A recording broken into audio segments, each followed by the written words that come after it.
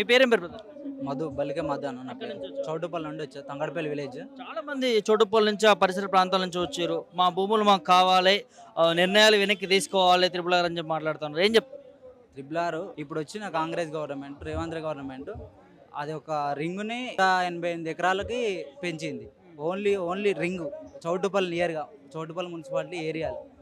ఆ ఏరియా వల్ల కొన్ని వేల భూములు పోతాయి, కొన్ని కోట్ల నష్టం జరుగుతున్నారు. పేద రైతులు నష్టపోతున్నారు. కొన్ని కోట్ల వెచ్చించే భూములు ఆ, ఆర్థికంగా నష్టపోతారు, ఉపాధి కోల్పోతున్నారు. చాలా ఇబ్బందికరంగా ఉంది. ఈ యొక్క మళ్ళీ అలైన్మెంటు ఈ చౌటుపల్లి, ఓన్లీ చౌటుపల్లినేమో 28 కిలోమీటర్ రేడియస్లో ఉంది. మిగతా భువనగిరి అక్కడ ఇక్కడ సౌత్ అలైన్మెంట్లు ఇంకా కన్ఫర్మ్ కాలేదు. నార్త్ అలైన్మెంట్లో రేడియస్ 40 కిలోమీటర్స్ ఉంది. ఓన్లీ చౌటుపల్లికి వచ్చే వరకు 28 కిలోమీటర్స్ ఉంది. దానికి ఆ కంపెనీస్ పక్కన సీని దివిస్ ఆ యొక్క ఫార్మా కంపెనీల వాళ్ళ కోసం ఈ యొక్క రేడియస్ని తగ్గించి మెయిన్ ఒక పేద రైతుల్ని నష్టపరచాలని కేవలం గవర్నమెంట్ ఇలా చేస్తుంది. రైతులు నష్టపరచాలని చేస్తాం. కేవలం రైతులు నష్టపడ పక్కకి కార్పొరేట్ కంపెనీలని, రియల్ ఎస్టేట్ వ్యాపారాలని పెంచాలని అట్లా చేస్తుంది.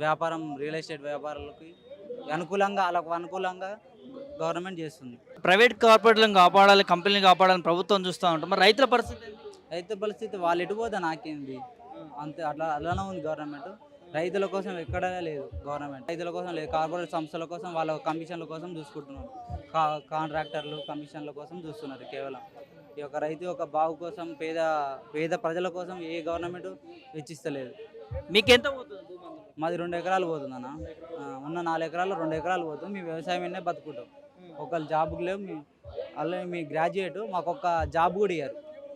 లోకల్ కంపెనీ, ఫార్మా కంపెనీలు కొన్ని 100 కంపెనీలు దాకా ఉంటాయి నియర్గా. ఒక్క జాబ్ కూడా ఇయ్యారు లోకల్కి. ఓన్లీ అన్లోకల్కి ఓన్లీ మొత్తం ఆంధ్ర పీపుల్ ఉంటారు నియర్గా. అంటే ఆంధ్ర పీపుల్కి జాబ్ ఇచ్చినా మీకు ఇవ్వలేదు. లోకల్ పీపుల్ ఎంటర్ కూడా రానియరు. గేట్ అంటే ఒక లేబర్గా చూస్తారు కానీ ఎంప్లాయీగా అసలే తీసుకోరు. చదువుకున్న అర్హత ఉంది. ఉంది, గ్రాడ్యుయేట్. మీ భూమి తీసుకున్నప్పుడు దానికి మీకు భరోసాగా ఇవ్వాలి కదా, ఉద్యోగం అనేది ఒకటి కంపెనీలో. ఉద్యోగం నష్టపరిహారం ఇస్తున్నాం అంతే. నీకు ఇంకేం కావాలంటుంది గవర్నమెంట్. ఎమ్మెల్యే కాడు పోయినా అంతే అంటూ, మినిస్టర్లు అయినా అదే మాతో మాట్లాడుతున్నారు. ఏమంటాం? నష్టపరిహారం సరిపోతుందా మరి? నష్టపరిహారం అసలే చల్లదు. నష్టపరిహారం పూర్తిగా ఎప్పుడు వెళ్ళదు. ఉపాధి కోల్పోతాం. నష్టపరిహారం కూడా పూర్తిగా ఓపెన్ మార్కెట్ వాల్యూ వేరే ఉంది, గవర్నమెంట్ వాల్యూకి దానికి తగ్గట్టు 20% ఇస్తుంది. ఓపెన్ మార్కెట్ వాల్యూకి 20% కూడా ఇస్తలేదు గవర్నమెంట్. మార్కెట్లో తీవ్రంగా రైతులు పూర్తిగా నష్టపోతారు. వ్యవసాయం అంతా పూర్తిగా ఉన్న రైతులు మొత్తం వ్యవసాయం మీద ఆధారపడి ఉండే రైతులు. కేవలం ఎవరికి ఏ జాబులు ఇంతవరకు. ఇప్పుడు మా జనరేషన్లో ఇప్పుడు ఎడ్యుకేషన్ పర్సన్స్ ఉన్నారు కానీ మా ముందు మా ఫాదర్స్ మొత్తం, మా ఫోర్ ఫాదర్స్ కూడా మొత్తం అన్ఎడ్యుకేటెడ్ పీపుల్ మొత్తం వ్యవసాయం చేసుకొని బతుకు. గొర్రెలు బర్రెలు వ్యవసాయం ఉంది. అవి ఇప్పుడు భూమి పోతే ఆ బర్రెలు ఉండవు, వ్యవసాయం ఉండవు, గొర్రెలు ఉండవు. ఏమున్నా చదువుకోవాలంటే కూడా కొందరు వ్యవసాయం ఉంది కానీ కొందరు చదువుకోలేదు. అలా వెనకబడి ఉన్నారు కూడా. ఇప్పుడు వాళ్ళకి తీవ్రంగా ఉపాధి కోల్పోతారు. పూర్తిగా కొన్ని సంవత్సరాలు బతకడంలో అవకాశం లేదు. కొందరు ఈ యొక్క బాధను చూసి కొందరు హార్ట్ అటాక్లు వచ్చి చనిపోయే అవకాశం కూడా ఉన్నాయి. వస్తున్నాయి, ఆల్రెడీ వచ్చినాయి. కొందరు 2-3 వచ్చినాయి. వాళ్ళు హాస్పిటల్లో ఉన్నాయి. ఇప్పుడు అలా చేస్తున్నారు గవర్నమెంట్. అభివృద్ధి చేస్తాము అని చెప్పినారు, ఓట్లేసి గెలిపించుకున్నారు, కాంగ్రెస్ రావాలి, మార్పు రావాలంటున్నారు. ఇలా చివరికి రైతుల భూములను రాకుంటున్నటువంటి పరిస్థితి ఏం చెప్తారు? పేద ప్రజలు ఎప్పుడు అభివృద్ధి చెందుతారన్న? ఏమున్నా అక్కడ ఉన్న కార్పొరేట్ రియల్ ఎస్టేట్ వ్యాపారులకి వాళ్ళు అభివృద్ధి చెందడానికి, వాళ్ళ మార్కెట్లు చేంజ్ అయ్యడానికి, వాళ్ళ చేతుల డబ్బులు అవుతానికి పేద ప్రజల కాడ ఒక నెలకు 20,000కి మించి ఎవరికి ఉండదు.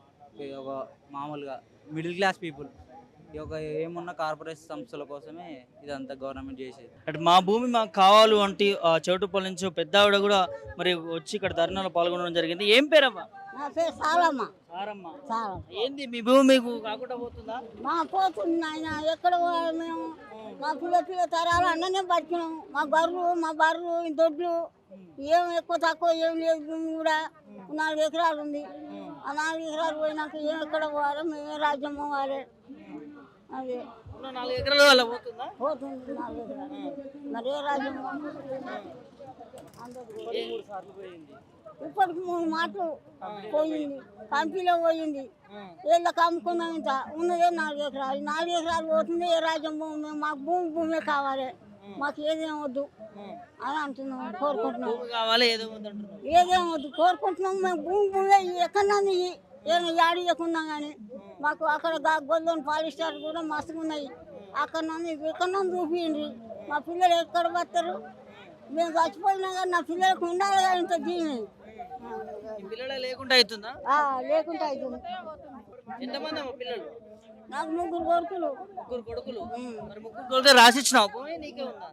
రాసి ఇచ్చిన వాళ్ళు వాళ్ళకే. ఎందుకు ఏడుస్తున్నావు మరి? ఏడకుంటే ఏముందా అంత పోతుంటే మేము మా నాన్న నుంచి బతికిన వాళ్ళం. మా నాన్న నుంచి బతికిరి. ఎన్ని సంవత్సరాల నుంచి చేస్తున్నావు వ్యవసాయం? మేము నా పెళ్లి అయిన అదే ఉండే, నేను సంవత్సరాలు 50 ఏళ్ళు దాచింది. నా పెళ్లి అయ్యే 50 ఏళ్ళు దాచింది. నేను ఉండేది 60-70 ఏళ్ళకు ఉండొచ్చు. 60-70 ఏళ్ళకి అప్పుడు సంపాదించిన భూమి పోతుంటే బాధ అనిపిస్తుంది. బాధ అనిపిస్తలేదు బిడ్డ, ఎక్కడ పోవాలి, ఏ రాజ్యం పోవాలి, మేము నా పిల్లలు ఎక్కడ పోతారు అని కోరుకుంటున్నాం. మాకు భూమి కావాలి నాయన, మాకు ఏదేం వద్దు. మాకు ఈ ధరలు 20-30 లక్షలు వస్తే ఏంటి కోసరు అవుతుంది. ఏం దినాలు తింటాం, ఒక కారు ఇల్లు కూడా రానట్టుంది. ఇది అమ్ముకొని ఏదన్నా కొనుక్కుంటాను కూడా ఏది వచ్చే కాలం లేదు. రేవంత్ రెడ్డికి ఎందుకు అర్థమైతే మీ బాధ? ఏం ముచ్చింది దానికి, మరి ఏం చేయం మేము, ఎంతకన్నా మేము చెప్పి వీడికి 4 మాటలు వచ్చి ఏది ఇస్తలేడు. ఏదన్నా గుంజుకొని పోతుంది కానీ ఉన్నోని గుంజుకోపోతలేడు. మరి ఏం చేస్తారు ఇక, మా అమ్మ నాయన లేస్తూనే లేదు, నాయన లేస్తూనే లేడు. నీకు ఎన్ని ఎకరాలు? మా అమ్మనే ఎకరం ఇచ్చింది, మీ అమ్మాయి నీకు ఎకరం ఇచ్చింది, అది కూడా అందులో పోతుంది. ఆడనే పోతుంది. ఏం చెప్తావు మరి ముఖ్యమంత్రికి? ఏం చెప్తావు? మా భూములు మాకు కావాలని చెప్తాం. ఏం చెప్తాం? రోడ్డు పక్కన సౌకర్యాల మాకు ఉన్నదే భూమి ఉంది నాయన, మాకు ఏదేం వద్దు, మాకు భూమి ఇవ్వమని అంతే. ఏది భూమి ఒకటి కావాలి, భూమి కావాలి. కలిసినావా మీ ఎమ్మెల్యేని ఎవరైనా? ఏంటంటే కావాలి, ఎవరు కావాలి, 4 మాటలు ఉషాలకు వస్తే ఇచ్చే తీసుకుపోయిర్రు. నేను లేను ఆయన ఊరి పోయినా కొట్లాడుతున్నారు భూమి కావాలి, కొట్లాడుతున్నాం, భూమి కావాలని కొట్లాడుతున్నాం. ఏం పేరు? పార్వతమ్మ. ఏంది రేవంత్ రెడ్డి మీ భూములు లాక్కుంటుందా? మొత్తం సున్నం చేస్తుండు ఆయన. సున్నంగా వచ్చేస్తుండు ఇక మంచిగా ఆయన ఎక్కి ఏం చేస్తుండు ఆయన. ఏముంది చెయ్య, ఇంకా పింఛన్లు లేవా, ఏది లేదా ఉన్నదే ఇంకా కొట్టుకొని పోతుంటానట. ఇక గవర్నమెంట్కి మంచిగా చేస్తుండు సాప్లా. మాకేమన్నా చేసిండు ఆ సారు? మేము కన్నా బాధపడ్డాం. కడుపుకు తిండి లేక గట్క గంజి తాకుంటా ఓ పూట ఉపవాసం పండుకుంటా పిల్లల కన్నా కానీ మాకేం సుఖం లేదు. మేము అప్పులు చేసి చప్పులు చేసి మా రెక్కల వెనుకెళ్ళి తీర్పుకుంటానైనా కానీ గంటెడు భూమి అమ్ముకోకుండా మేము ఉంచుకున్నాం సారు. ఎట్లా చేయాలి ఇప్పుడు మేము? మా బతుకులేంది, మా భాగ్యం ఏంది? మా గొర్రెట బత్తాయి బర్రెట బత్తాయి మొత్తం కొట్టాల కాడికెళ్ళి గుర్తల కాడికెళ్ళి అన్నీ పోతుండే. ఏం చేయాలి? ఏం చేసి బతుకం? ఏ అడవిని పోయి మా కూలి ఎరకలే సారు. మేము ఇదే జువ్వాలు బర్రు వ్యవసాయం తరాల వాడే భూమి అయినా కానీ మేము గంచెడు భూమి అమ్ముకోలే సారు. అమ్ముకోలే, మేము తినలే, మా రెక్కలే కొట్టుకుంటున్నాం, మేము కష్టం చేసుకొని బతున్నాం. ఇవాళ నడవంగ దొరబడి ఇవాళ ఇంత లాయక్ చేసినామంటే 4 కోట్లకి ఎకరం సారు. 1 ఎకరం అమ్ముకున్నా కానీ మా పిల్లలు మేము బతాం కదా. 4 కోట్ల కంటే కోటీశ్వరరాలు. మరి అందరిది మాది, ఒక్క కుటుంబం కాదు, 50 కుటుంబాలు మాది. మా జాలోళ్ళం చౌటుపల. మరి ఇంతవరకు దాకానైనా కానీ మేము బాగా అని చెప్పుచ్చాడు భయపడేది సారు. ఎట్లా ఈ భూమి అమ్ముకుంటే ఏమొస్తుంది? నా భూమి నాకే ఉండాలి. మంచికి 10 ఎకరాలు ఉంది, 20 ఎకరాలు అనుకుంది, అందరిది పోతుందంటే ఎట్లా ఏం చేయాలి? ఏం చేసి బతాం మేము? బాధ అనిపిస్తలేదా సారు? మీకైనా బాధ అనిపిస్తుందిగా. మేము శమశమాల వాడి మా ముత్తాతల కాడికెళ్ళి మేము ముగ్గురం, నా తోడ నా మోహన్ తోడ ముగ్గురు అన్నదమ్ములకైనా కానీ 45 ఎకరాల కాంటం మా. ఎంత ఇస్తా ఉంటుంది ప్రభుత్వం ఎకరానికి? ఏమి ఇస్తా అంటుండు? 11 అని అంటుండు, 30 లక్షలు అని అంటుండు. మరి 11 ఇక మరి ఇంత కాడికి మరి ఏది నిక్రమం చేస్తలేడు. ఇక దయాల పాలే అయ్యింది. నడవంగా దొరబడ్డాడు. ఇక మమ్మల్ని మరి మందేసుకొని సామంటాడు, మరి రోల పూట పోయి బండ కింద పడమంటాడు.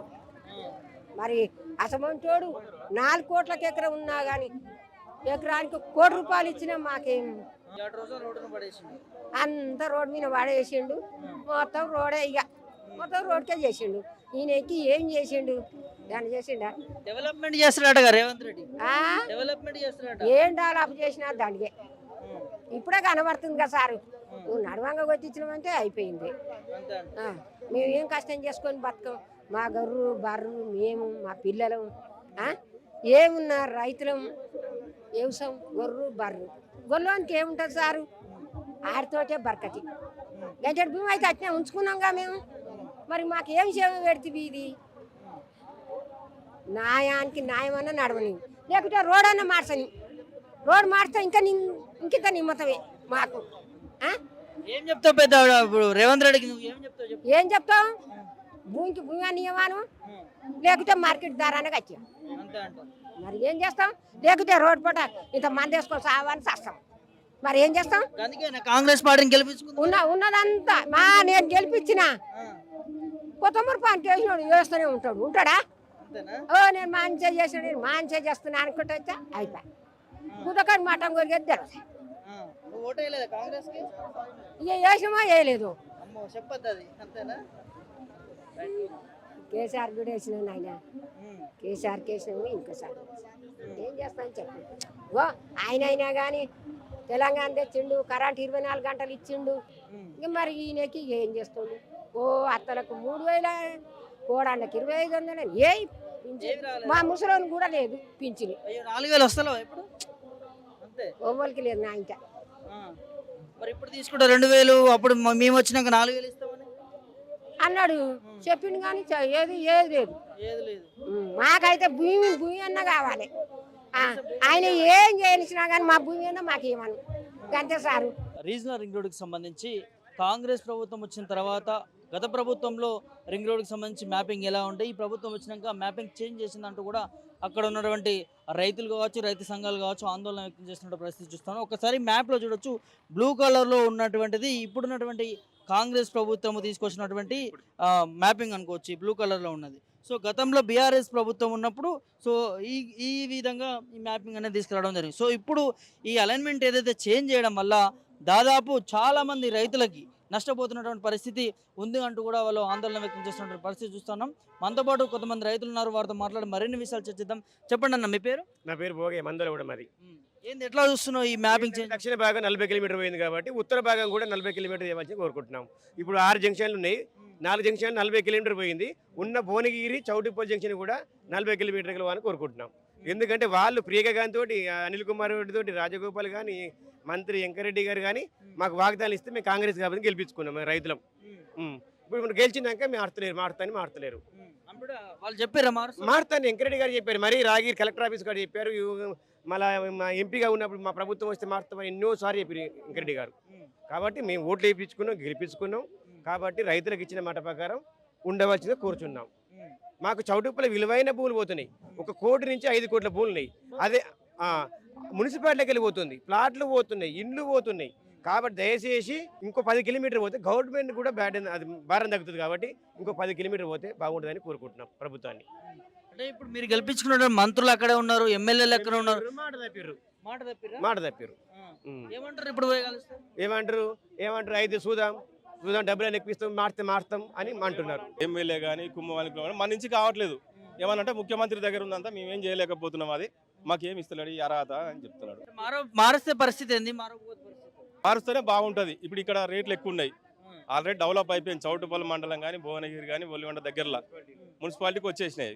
ఈ ఒక్కొక్కటి 1 కోటి రూపాయలు, 2 కోట్లు ఉన్నాయి. మండల పరిధిలో 5 కోట్లు ఉంది. గ్రామ పంచాయతీ ఏడా కూడా 1 కోటి రూపాయలకు తక్కువ లేదు భూమి. ఇంకొక 10 కిలోమీటర్లు పోతే నువ్వు 50-60 దొరుకుతుంది నీకు. రోడ్డు వేసుకున్నా కూడా వాళ్ళకు బజార్ రేట్ ఇచ్చినా కూడా 50-60 వెళ్ళిపోతుంది. మాకు ఇవ్వాలంటే 1 కోటి రూపాయలు, మీకు భారం కూడా ఎక్కువ అవుతుంది. 1 కోటి రూపాయలు ఇవ్వాలంటే గవర్నమెంట్కి కూడా నువ్వు మాకు ఇచ్చేది ఎంతనే 10-12 లక్షలు అంటున్నావు, దానికి 3% అంటున్నావు. 3%లో కూడా ఎన్ని ఇస్తావు? 30-32 అవుతుంది. మేము అమ్ముకుంటే 1 కోటి రూపాయలు, మేము 30 లక్షలు ఇస్తాడు. మేము పోయి కొనుక్కుంటే ఏడొస్తుంది మాకు భూమి? మాది అదే భూమి తీసుకొని భూమి పక్కన ఇవ్వమనేనన్నా 10 కిలోమీటర్కి ఇస్తాడా, 20 కిలోమీటర్కి ఇస్తాడు? మేము అది మాట్లాడుతున్నాం. మంత్రులు ఏం చెప్తారు? స్థానిక మంత్రులు చెప్పింది కదా, ఇంకా ఏమంటున్నారు? మంత్రి దగ్గరికి పోతే ఏమంటున్నాడు వెంకరెడ్డి సారు, మా దగ్గర ఏం లేదు, ముఖ్యమంత్రి దగ్గర ఉంది, ఇదంతా మ్యాప్ అంతా మా దగ్గర ఏం చేయనిస్తలేడు, జరగనిస్తలేడు, ఏం చేయనిస్తలేడు అని చెప్తున్నాడు. ముఖ్యమంత్రి జరగనిస్తలేడు. ఆ. ఎందుకు ముఖ్యమంత్రి జరగనిస్తలేడు? ఏమున్నా ఆయన పట్టించుకుంటూ మేము పట్టించుకుంటలే, మమ్మల్ని దగ్గర కూడా రానిస్తలే అని చెప్తుండే ఇలాంటి వీటి కోసం. స్థానిక మంత్రి అట్లా చెప్తే మీ పరిస్థితి ఏంది మరి? మేము అదే బాధపడే ఇప్పుడు ఇగో ఈ ధర్నాకు వచ్చినాం. చౌటుపల్లి నుంచి 60 కిలోమీటర్ల నుంచి ఈ ధర్నా ఈడ పెడుతున్నాం. చౌటుపల్లి పెట్టినాం, భువనగిరిలో పెట్టినాం, కలెక్టర్ ఆఫీస్లో ఏడ పెట్టినా కూడా ఎవరు వస్తలేరు. జిల్లాలో పోతుంది, మండలాల పోయేసరికి టీవీలు పెద్దగా వస్తలేదు, వాళ్ళు పట్టించుకుంటలేరు. ఇదేమన్నా సెంటర్ కన్నా ఇది అయిపోయిన తర్వాత ఢిల్లీకి కూడా పోతాం 10 రోజులకి.